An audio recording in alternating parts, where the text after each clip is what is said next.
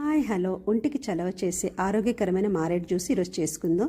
బాగా పండిన మారేడుకాయ తీసుకోండి. అది పైన పెంకు అనేది గట్టిగా ఉంటుంది కాబట్టి ఇలా పగలగొట్టి తీస్తే లోపల బాగా పండిన ఇలాంటి మెత్తటి గుజ్జు ఉంటుంది కదా, ఈ రకంగా ఉంటేనే మనకు జ్యూస్ బాగుంటుంది. ఇలా పండి ఉండాలి. దీన్ని అంతటా ఒక బౌల్లో వేసుకొని సరిపడా నీళ్ళు వేసుకోండి. ఇలాగ చేతితో స్మాష్ చేసుకోండి.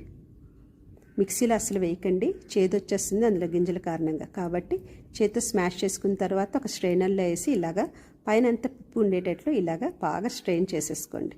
దాంట్లో సరిపడా షుగర్ వేసుకోండి, లేదంటే హనీ అనే కలుపుకోవచ్చు. కొంచెం ఐస్ క్యూబ్స్ కూడా వేసుకొని తర్వాత బాగా పంచదార అంతా బాగా కరిగేటట్లు చూసుకోండి.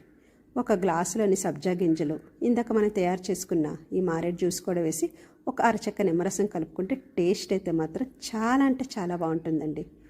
మనం ప్రిజర్వేటివ్స్ కూల్ డ్రింక్స్ మాని ఇలాంటివి తీసుకోవడం వల్ల ఆరోగ్యానికి ఎంతో మేలు చేస్తుంది. నచ్చితే ట్రై చేయండి.